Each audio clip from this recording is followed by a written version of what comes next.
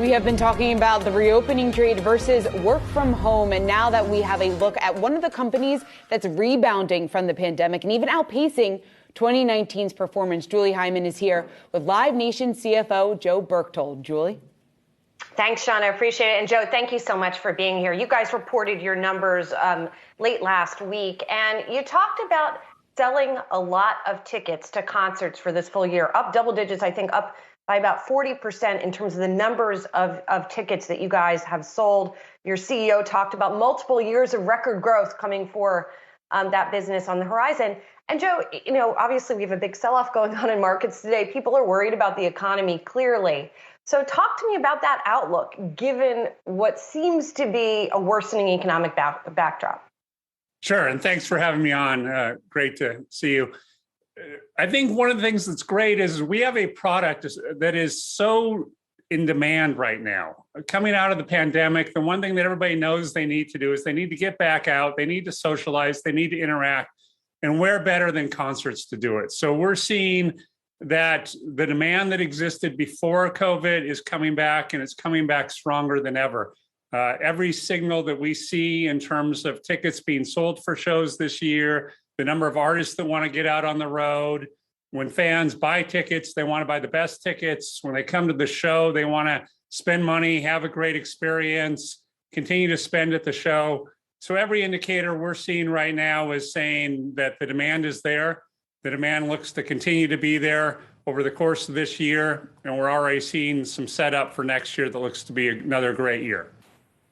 And why do you think that is? Why do you think that you aren't seeing, for example, if you look at VIP packages or, as you say, people spending at shows? We have been looking not just in the concert business or the ticketing business, but everywhere for signs of trade down among U.S. consumers. Are you seeing, it sounds like you're not seeing any sign of that. We're not seeing that at all. And I think one thing to remember about our business is this is an industry that's been growing double-digit rates for the last 20 years. You look back over time, this has been a high-growth business. We've had a strong secular trend of shift from spend from goods to experiences. You talk to any consumer that's a music lover, the going to the show is the high point of the connection with that artist. It's a night out with their friends. It's an affordable luxury that they can continue to do. It's historically performed very well in recessionary times. It's also performed well in inflationary times.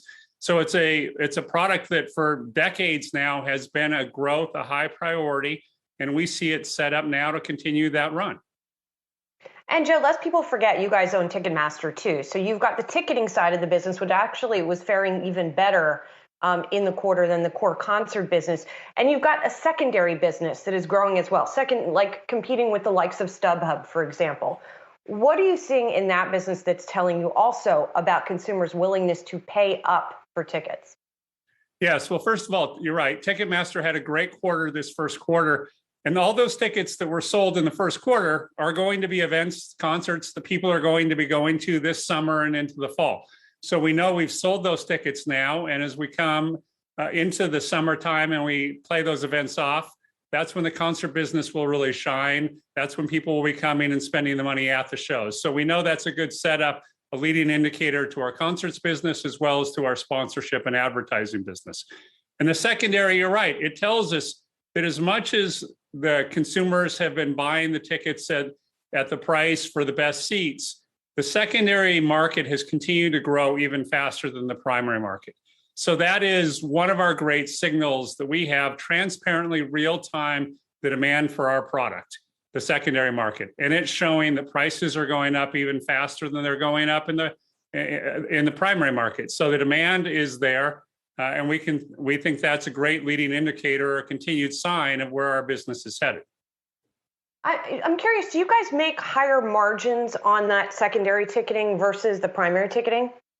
It's really a similar business. We, in our business model, align with content. So we align with the venues, the artists, the teams, and we work with them to make sure that we've got the most fan-oriented, safest platform out there for fans to buy tickets, whether they're primary tickets or secondary tickets. So it's all a model that we see as being very beneficial to the content owners, where we're trying to make sure they're getting paid what they're due for their events. the fans to have a good experience, and Ticketmaster there in the middle making that happen. And then also you guys have gotten into, speaking of what the fans might be looking for, you guys have gotten into NFTs a little bit as well, sort of either alongside or as the actual ticket. And I know there are other companies that are getting into this business as well. Do you think that we will reach a point where all tickets, because I know more and more your tickets being sold are digital tickets, will we get to a point where all tickets are NFTs or some kind of blockchain-based contract? Yeah, in some form, that is absolutely what will happen. And digital tickets is the first step in that. So digital tickets is making sure those rights are transferred, managed on a digital basis. You can add the NFT to it. You can create a visual that is your digital memorabilia. You no longer have that ticket stub of yesterday.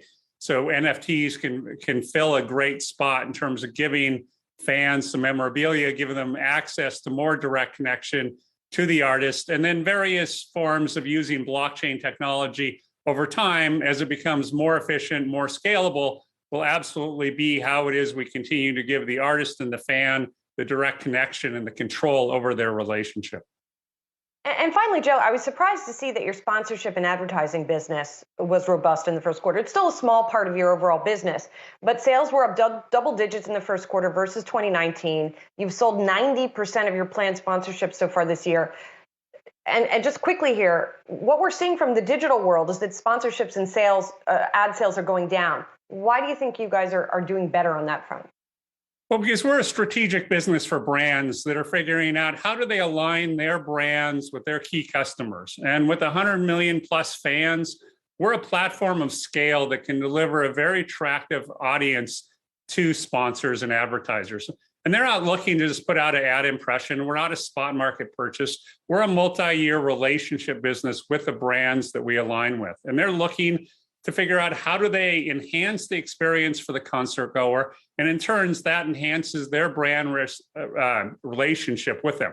So whether it's Verizon putting in a 5G infrastructure at our venues to make a better experience for the fans there, it's Snap developing augmented reality opportunities at our festivals, at our concerts to enhance that experience. That's the sort of situation that brands are looking for now. How do they make it a real connection with the fans on a multi-year basis? So we're not subject to those same spot market, short-term fluctuations that you see with some others.